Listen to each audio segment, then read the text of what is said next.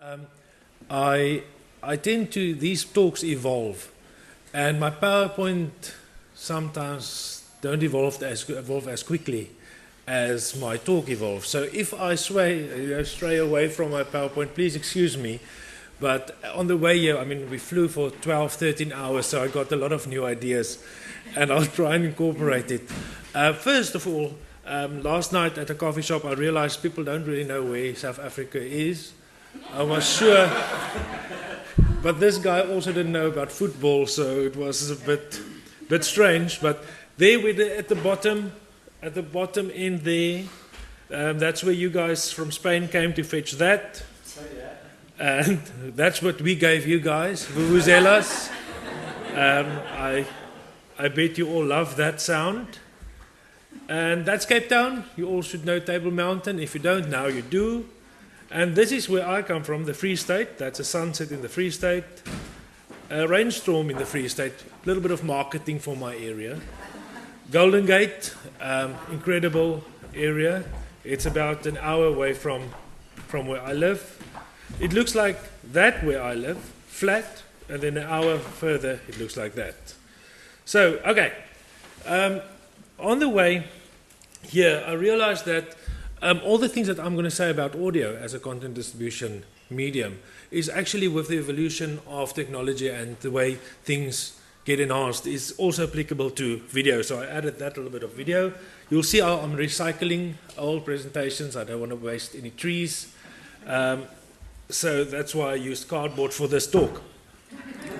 I think the main idea that I have is the fact that through podcasting and through audio as a content distribution medium, you can give access to knowledge to people in their own language, in their community, wherever they are, and at their own pace. And that is, I think, basically the biggest problem.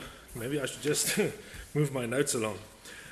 People don't have time to just attend classes. I'm looking at our communities in South Africa who are living in expansive areas far away from the city hubs where universities are in those places. They've got electricity, or they've got electricity in community centers, but they don't necessarily have the ability to pay to go and study at the university. Now, giving access to knowledge, in my opinion, can be so easy through content delivery, through audio. If you take audio, you record the lecture once and you distribute that lecture to everybody. I mean, I often find that people think that the connectivity, people need to be online to be able to have access to resources, and that's not true. If in communities who are not connected, you can easily distribute content on CDs, SD cards. I'm almost sure that it's, let me skip through this one, go to the correct slide. Oh, okay, oh there we go, back one. Distribution through CDs, DVDs, SD cards, radio broadcasts, and as we now see in South Africa, I don't know if you, I doubt whether you've heard it, but we had teacher strikes in South Africa the past few months. Did anybody here maybe by accident about that? There were some union strikes, and the matric, the final years of school, did not get any classes. They couldn't attend classes for 3 months. So these guys are writing exams now as we sit here. But the past 3 months, they didn't have any classes. That vital time when they need to have access to knowledge and to the teachers, they could not get access. So what did they do? The first of all, on TV, of course, satellite television, channel learning channel, all those things, started broadcasting these lectures from one lecturer or one teacher presenting the matric syllabi. And then Ster-Kinekor, which is a cinema company in South Africa, like New Metro. I don't know if you know New Metro. Well, they distribute movies in the kines. They started making lectures available in the cinema. So students and school children can go to the cinema in matric, and they can attend for this past 2 months. They can recap work in the cinema on the big screen. So the way of distributing the best teachers across the country was easily done. The teachers didn't want to teach, so what did we do? They get the best teacher who would record the class, and they made it available to everybody. Now, this is the whole idea that I have with this, the content distribution. Get the best teacher to give the class. Then, I'm going to just forget about my PowerPoint for now. Then, take that content, distribute it to community schools, whatever, and then all the lecturers or the teachers can become facilitators or guides who help these students work through the content rather than trying to get the best teacher in every classroom, because we can't do it. It's not possible. I don't know how you feel, but do you think every single teacher that you had when you were at university or at school was the best guy for the job? They weren't. But if you can have the best guy for the job, create the content, be the teacher of the whole nation, the subject specialist, Einstein sitting down there doing nothing at this stage. You could be recording lectures. If you could get content from him directly, then every school child can get taught by the best teacher in the country. And the people in the school or in the community center or in the clinic or in the library can be the facilitator. Oh, I keep on doing that. Can be the guides to help them work through the content. Does that make sense to you, what I'm trying to convey? Now, we've seen this now in South Africa working, because, as I say, the matrics are writing now. 90% of the schools didn't get that last 2 months of content being distributed.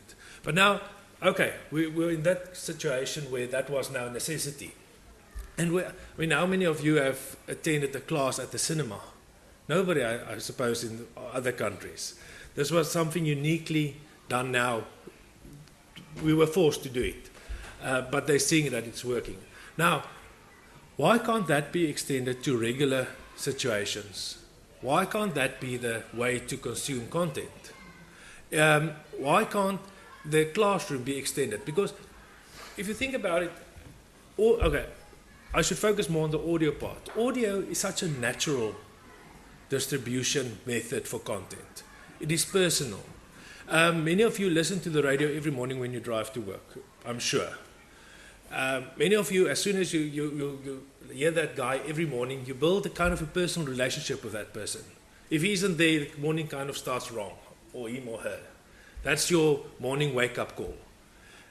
You have a personal relationship with that person. If it's in your head, it is personal. The same thing with content delivery. If you have a lecturer presenting lectures to you in audio format, in your ears, you build a kind of personal relationship with that person. Am I right or am I wrong? Yeah. Some people, but the idea is that audio is such a natural form for you to get access to knowledge. And as I said at the beginning, the same these days is true about video, because it's mobile. You can take it everywhere. So audio and video we can take everywhere. If we get the best lecturers to present classes, to present lectures, make the content available for free. I say again for free because you only have to do it once.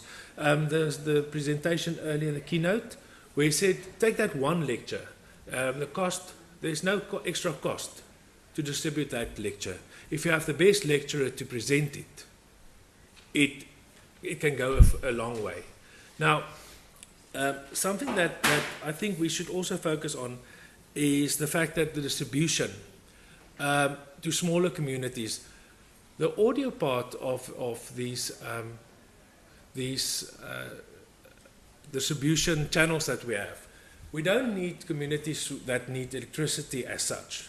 If you have batteries these days and you have a radio station, a small community, I know there's I don't know if you know the Bushmans in South Africa. It is a culture, it is one of the cultural groups. They have their own radio station now. And 2 hours every day, they have an educational program. And stuff like how to mend a fence, how to plant a tree, how to nourish vegetables, how to, those type of things. And it's all through audio. And the community has seen upliftment of these people. And it's not to get a qualification. I think that's also a thing. We all want to make money. Now, if the universities want to make money, want to flourish, want to do projects. But most of the time, we should first uplift our communities. Give away the education, the information. And then maybe after you have uplifted your whole community, maybe then sell the qualification rather than sell the education. Because through giving all the information away, I always say, if we can give all the information away beforehand, before the students come to class, before they register, we make all this content available like MIT is now doing. Now they start to work through all the content because they're interested in the stuff. So all of a sudden you're going to realize, wait a minute, I know this stuff. Maybe I can now go study and just write the exams. And that's how the university can make money in the end. Because more people will be uplifted and be able and feel. I know lots of people who feel that I won't be able to do the MBA. It's just too difficult. But if you work through the content and you realize how easy it actually is. I'm not saying MBA is not easy, of course. I'm just saying it's easier than one tends to think. Then you're uplifting your community through distributing content for free and making it available to everybody who wants to consume it. Now, at this stage, I just want to stop because I want to get some feedback from you. I'm still fine, eh? Just for 1 minute. People tend to wonder about the content distribution to communities. I don't know if this group is interested in that, so I'll just ask you what it is about content distribution through audio or whatever that bothers you the most in your institution. Nobody, nothing. Yeah. I work at Penn State University, and I think one of the challenges that we face in distributing content through audio or through video is the fact that we focus specifically on the arts, and so there's many references to artworks that we can't distribute those. So then to have instructors talking about them and wanting to show them and show various aspects about those artworks, it becomes a huge challenge for us. Yeah. So that's one of the reasons. But aren't you distributing any handbooks with it? Not at all? We have to keep everything locked down. We have an access code which students can obtain from us, and then they use that to access the material. And that's currently the only way that we can use it. That's a difficult. Yeah, art is a difficult one. Usually people tell me maths. Then I say, well, we've got a class where now I'm going to tell it anyway because that's usually what I. We've got a math teacher, Karen Junquera, who 2 years ago I said to her, record your lectures. And she said, but it's maths. Who's going to listen to maths? And the thing is, we use a blended model where we've got class and we've got an online component. And we used all these two things together. And she was sure that it won't work. We recorded it, we placed it online, and we just did it. We didn't really monitor, we just did it because I was kind of scared that it won't work. And in the end, she said, oh, well, she doesn't think it's working because she doesn't get any feedback, so she's going to stop, and she's tired of now recording every single lecture. And about a week later, the students started complaining. Because what happened in the end is they've got their handbooks with what she's doing in class, and they re-listened to the whole lecture. But there, that one part where they got lost in class, they were now able to listen because they were in class. So they were listening to the lecture. And they can remember seeing what she did. And now they've got the handbooks again, and now they're reliving it. So if it was like a blended learning model, it would be perfect because they would remember what they saw when they listened to the audio. But that's what happened with the maths. And also we're doing it now with accounting, which is kind of a very boring thing to listen to. It's really bad. Computer classes, that's what I'm trying to move a lot to video now as well. With bandwidth prices coming down in South Africa, it's falling incredibly, and the speeds are picking up. I mean, for, let's say, €1, you can be online for 1 gig. I don't know if that's good in your country, but it's good in our country. and unlimited for like 20 euro. So these things are changing, and we're moving a lot to the mobile phone situation. So we are now also getting easier to distribute those pictures. You know, we were just focusing on the audio before, and with video. Anything else? So yes.